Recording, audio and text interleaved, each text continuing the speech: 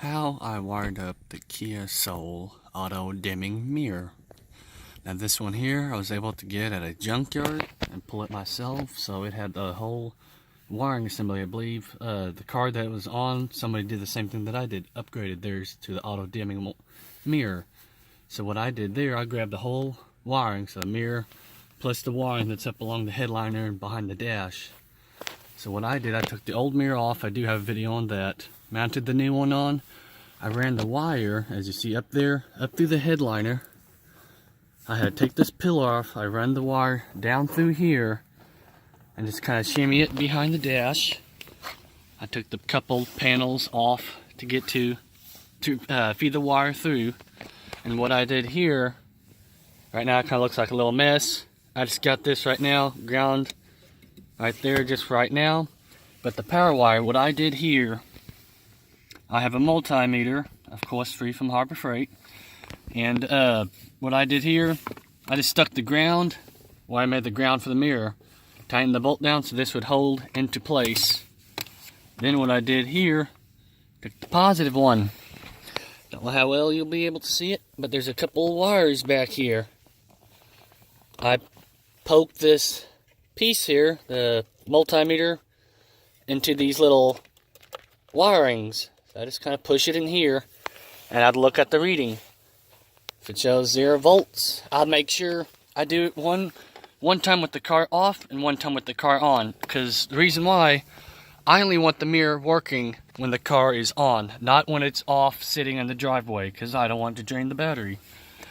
So the wire that worked for me, I don't know how well you'll be able to see it, but this connector here, this blue one, you got the one pin here, and then you got a second pin right next to it that's blank. Then this one here that I'm tugging on with the little black stripes on it, I spliced it into that one. This one here, I guess I'll just call it ignition, because it only powers when the key is on. When the key is off, this wire does not have any power.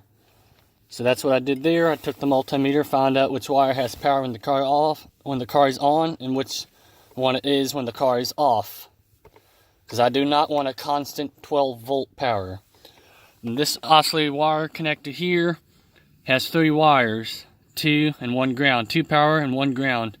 One of the wire is for the auto dimming and the garage door opener, and the other wire is for the compass. Don't know if you noticed that up here on the top corner. So what I did here, I used this little quick splice, mounted it onto the wire that's on the connector, then fed the mirror wiring harness through the other one, the one that's closed. It doesn't have an opening through it. Don't know if you can see it too well. So I twisted the wires for this one here together.